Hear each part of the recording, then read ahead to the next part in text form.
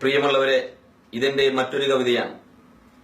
നമ്മുടെ ഇന്ത്യ മഹാരാജ്യത്ത് ഒഡീഷ എന്ന് പറയുന്ന സംസ്ഥാനത്ത് ധനമജി എന്ന് പറയുന്ന ചെറുപ്പക്കാരൻ തന്റെ ഭാര്യയുടെ ശവശരീരം ആംബുലൻസിൽ കൊണ്ടുപോകുവാനുള്ള പണമില്ലാതെ തെരുവുകളിലൂടെ ചുമന്ന് മകളുടെ അകമ്പടിയോടുകൂടി യാത്ര ചെയ്തു പോയപ്പോൾ ആ യാത്രയിൽ ആ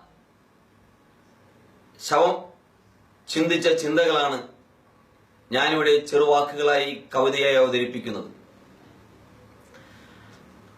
ആംബുലൻസ് വണ്ടികളുണ്ടായില്ല, ശവമഞ്ചങ്ങളുണ്ടായില്ല, കൊട്ടും കുരവയുമുണ്ടായില്ല, പൂക്കളും റീത്തുകളും കണ്ടില്ല.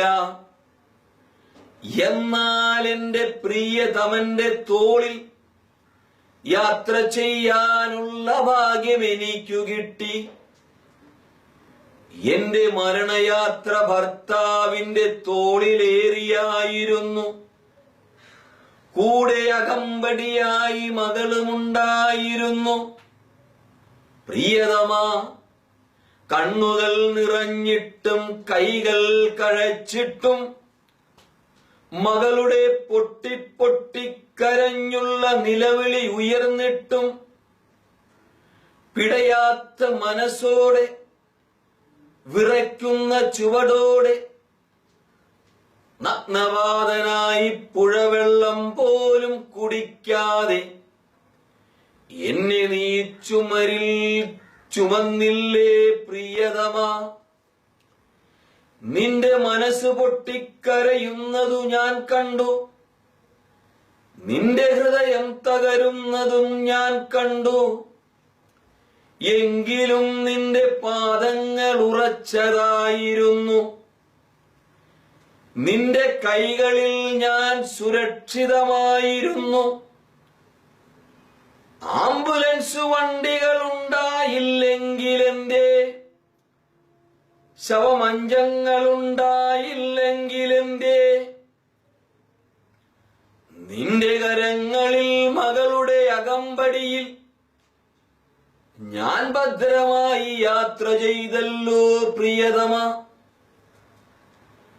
നിന്റെ നിറഞ്ഞൊഴുകുന്ന കണ്ണുകൾ തുടച്ചു തരാൻ ഞാൻ ആഗ്രഹിച്ചു. പക്ഷേ എന്റെ കൈകൾ മരിച്ചുപോയല്ലോ. മകളെ ഒന്ന് ഇറുകെ പുണർന്ന് ഉമ്മ വെക്കാൻ ഞാൻ ആഗ്രഹിച്ചു. പക്ഷെ എന്റെ ചുണ്ടുകൾ മരിച്ചുപോയില്ലേ. പിരിഞ്ഞു പോകുമ്പോൾ ഒരു ദുഃഖമേയുള്ളൂ. ഈ ഭൂമിയിലെ പട്ടികൾക്കും പശുക്കൾക്കും കിട്ടുന്ന പ്രാധാന്യം നിനക്കും മകൾക്കും കിട്ടില്ലല്ലോ. അവസാനമായി ബാക്കിയാക്കിയ ഒരു നന്ദി ഞാൻ പറഞ്ഞോട്ടെ. എന്റെ ശവശരീരത്തെ ആശുപത്രി വരാന്തയിൽ ഉപേക്ഷിച്ചില്ലല്ലോ.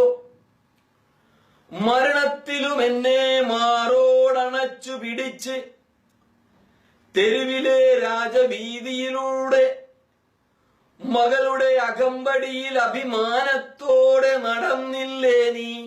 നന്ദി, നന്ദി, നന്ദി, നന്ദി, നന്ദി, നന്ദി, നന്ദി, നന്ദി.